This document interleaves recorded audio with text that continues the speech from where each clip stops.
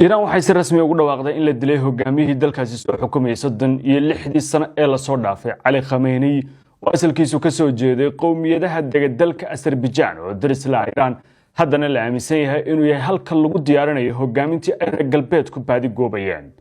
aliga dhimashadiisa la xaqiijiyay waxaasna uga sii horeeyay Ruuxullaahi Khamenei oo dhintay 1989 oo isna Hindiya ka soo hayaamay wuxuuna ahaa qofkii koobaad ee darajadan qabta marka ay kooxdiisu ilaa maanta dagaalamaysa ay afgambiyeen boqortooyadii Bahlaawi oo ka soo jirtay dalka tan iyo sanadkii 1925 marar badan ayaynu maqalnaa hogaamiyaha sare ee Iran tani waa darajada murshadka guud ama waaliga faqiiga waana tan ugu sareysa ee dawladnimada xilligan xukunta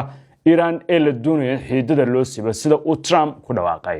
sida Iiraaniyiintu arintan u dejiyay ay qabaan hogaamiyaha xilkan haya waxa uu wakiil ka yahay nin firqada Shiicada ay rumaysan tahay in uu 1187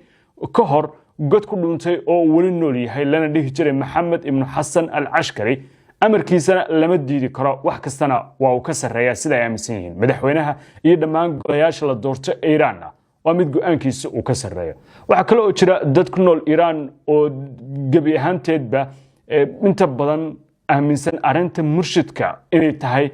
diinahana oo ay tahay in loo hogaansamo dadkaasi waxay inta badan joogaan dalalka Iraq, Lebanon, Bahrain, Kuwait iyo bariga Sacuudiga waana meelaha deegaameynta ay ku leeyihiin haddaba sidee loo dooranayaa qofka bedelaya Ali Khamenei ee Mareykanka iyo Israa'iil shalay si cad ugu duqeeyeen dhismo ku yaala bartamaha magaalada Tehran ee caasimadda dalka Iran tabintan aynu ku eegaynaa habraacyada la marayo ma ogtahay in Dr. Shaafici Aadan Dirir loo aqoonsaday dhakhtarka qalliimada ugu wanaagsan dalkeena Soomaaliya ahna dhakhtarkii ugu horeeyay ee dalka ka fuliya qalliimada casriga ah ee laserka uu heegan kugu yahay isbitaalka Shaafici ee magaalada Muqdisho habka doorashada hogaamiyaha sare ee Iran waa mid dastuuriyan qeexan oo isan ahayn mid si toos ah ay dowladuhu si toos ah ugu soo codeynayaan doorashada waxaa hagta dastuurka jamhuuriyadda Iran iyo hay'adaha kala duwan ee nidaamka siyaasadeed ee Iran khaasatan golaha culimada ama golaha loo yaqaan expertiga ayaa ah kuwa go'aanka kama dambaysta leh golaha khubaradu waa ama golaha culimadu waa hay'adda kaliya ee awoodda u leh inay doorato hogaamiyaha sare marka uu xilku bannaan noqdo sababta si kasta ku dhacday geeri iscasilaad ama xilka oo laga qaado goluhu wuxuu ka kooban yahay 88 xubnood oo khubra ah oo lagu soo doorto doorasho guud oo ay sameeyaan dadka Iran xubnaha golaha waa culimo aqoon sare oo leh shariicada islaamka oo ku filan inay qiimeeyaan halgoorka tartamaya ee hogaaminaya waxay ka dhigan tahay dadweynuhu ma doortaan hogaamiyaha sare si toos ah balse waxay doortaan cid isaga dooranaysa Ali Khamenei cid bedelaysa halkan ayaa laga soo dhexsaari doonaa dastuurka jamhuuriyadda Iran marka laga hadlayo dhinaca dastuurka wuxuu qeexayaa in golahan khubarada ahi ay tahay inuu si degdeg ah u qabto doorashada hogaamiyaha cusub haddii kan hore uu geeriyoodo ama aanu awoodin howlaha xil gudashada qodobada dastuuriga ayaa sidoo kale dhigaya in musharaxiinta hogaamintan doonaya ay tahay inay leeyihiin aqoon diineed cadaalad anshax wanaagsan iyo karti hogaamineed oo lagu yaqaano guddi kumeel gaar ah ayaa si maamulaya marxaladan inta lagu jira midda kumeel gaarka waana tan hadda lagu dhawaaqay dastuur ahaan sida ku cad dastuurka Iran haddii hogaamiyuhu si kaliya u dhinto ama aanu shaqayn karin waxa la dhisayaa guddi kumeel gaar oo mas'uul ka ah howlaha hogaaminta ilaa doorashada inta degdeg looga qabanayo guddigu waxa uu ka koobnaanayaa madaxweynaha dalka Iran madaxa garsoorka iyo xubin ka tirsan golaha ilaalada kacaanka guddigan ma doorto hogaamiyaha cusub waxa uu maamulaya oo kaliya marxaladda kala guurka ilaa guddiga khubaradu ay dooranayaan hogaamiyaha cusub tan waxa goordhow ku dhawaaqay Maxamed al-Makhbar oo ah mid ka mid ah mas'uuliyiinta ku dhow madaxweynaha waddankaas ee Mas'uud Pezeshkian ahna uu sheegay in guddigan hadda ay kulmayaan oo ay leeyihiin go'aanadooda marxaladda maareynta ee dalka Iran oo ku jira mid ka mid ah dharaarihii ugu adkaa ee dalkan uu wajaho tan iyo intii ay xukunkiisa la wareegeen wadaadada ilaalada kacaanka doorka golaha ilaalinta dastuurka inkastoo golaha ilaalinta dastuurka aanu door ku lahayn hogaamiyaha sare doorashadiisa si toos ah haddana waxa uu leeyahay hubinta musharaxiinta culimada iyo go'aanada qaar ee siyaasadeed inta aan hogaamiyaha la dooran golaha ilaalinta dastuurku badankood waxa magacaabo hogaamiyaha sare taasoo si weyn u saameynaysa nidaamka xulashada guud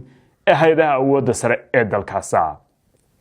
golaha khubaradu marka laga hadlay habka doorashada ayaa kulmaya si qarsoodiya oo aan cid ogeyn dooda musharaxiinta ayay dhageysanayaan mid waxay cod u qaadayaan hal qof ama golo hogaamineed marka la doorto hogaamiyaha sare waxa uu haynayaa xilka waqti aan xal lahayn ilaa uu dhinto ama laga qaado waana sababta ilaa hadda lama hogaamiyo oo kaliya taariikhda casriga loo diiwaangeliyey waana mid ku dhafan madhabta firqada shiicada ee halkan sida weyn looga tarmiyo musharaxiinta iyo sida lagu aqoonsanayo qofkan inuu yahay mid dhammaan soo buuxiya shuruudihii loo baahnaa golaha khubarada ama culimada ayaa marka hore qiimeynaya liiska musharaxiinta tartanka u ah jagada hogaamiyaha sare waxaa laga eegayaa shuruudaha dastuuriga ee aqoonta diinta siyaasadda iyo kartida hogaamineed inta badan musharaxiintu waxay ka soo jeedayaan madaxda sare ee firqada shiicada iyo maamulka siyaasadeed ee dalka Iiraan ee markaa jira inkastoo mowqifyo siyaasadeed kala duwan ay saameyn ku yeelan karaan hadda waqtigan sida ku cad dastuurka hogaamiyaha sare ma aha xil dhaxal ah isla marhaantana doorashadiisa waxaa hogaaminaya hay-adan culimada oo si buuxda u xukumaysa arrintan tani waxay dilaysaa doodaha ilaa hadda warbaahinta yaalla ee sheegaya in wiilkiisa lagu bedeli doono musharaxa halkan u tartamaya ama guulaysanaya waxaa laga rabaa inuu leeyahay aqoonta diineed oo heer mujtahida cadaalad akhlaaq iyo taqwo aragti siyaasadeed iyo mid istiraatijiyadeed oo fog awood hogaamineed iyo fahan amni ama military oo dhammaystiran habkan waxa uu isku darayaa oo curinaya aragtiyo diimeed kuwa siyaasadeed taasoo ka dhigaysa mid gaar oo ka duwan doorashooyinka madaxa bannaan ee dadweynuhu ay si toos ah u soo doortaan guud ahaan dalka Iiraan iyo wadamo kale oo gobolka bariga dhexe ah waxa ka socda borordiiq iyo waliba soo kala dhaqaaqyo waaweyn oo dadku uga soo horjeedaan tallaabada Mareykanka iyo Israa'iil ay qaadeen Ciraaq Hindiya iyo waliba sidoo kale meelo kale oo mandiqada ka mid ah waxa ka socda oo ay Lubnaan ka mid tahay dibadbaxyo dadku ay ku dhigayaan oo isugu soo baxeen Iiraanna borordiiq ayaa loo dhaqaaqay 40 maalmood taasoo dadku ay jidadka isugu soo baxeen waxayna u ducaynayaan hogaamiyihii geeriyooday ee Cali Khamenei oo talka wadankaas soo xukumayay 36 sano ee la soo dhaafay ugu dambeynna ku geeriyooday duqeyn diyaaradeed oo ay wada jir u fuliyeen Mareykanka iyo Israa'iil arnimadii hore ee shalay laakiin goor dhow oo saacado ka hor ayaa lagu dhawaaqay go'aanka kama dambaysta Iiraan ay ku xaqiijisay dhimashada hogaamiyihii dalkaas ugu sareeyay weli tafaasiilo badan ayaa jira oo ku saabsan nooca uu dhintay sida weerarkiisu ahaa waxa loo adeegsaday faahfaahinada dambe iyo warbixinaheena soo socda aynu ku eegi doonaa marxaladaha isbedelaya ka taagan mandiqada bariga dhexe laakiin waxaan shaki lahayn Iiraan ay qaadatay mowqifka inay u arto hogaamiyaheeda oo ay dagaal ka xigto wax laala iyo weeraradii lagu hayay 24 saac ee hadda ku sii dhawaanaya maalin dhammaystiran tan iyo weerarku oo bilowday arqam Kaleshwa waa guri si casri ah loo dhisay oo ku yaala magaalada Nairobi gaar ahaan xaafadda Kaleshwa waa guri leh adeegyada aasaasiga haddaba haddii aad danaynayso inaad magaalada Nairobi aad guri ka iibsato nagala soo xiriir telefoonada shaashada ku qoran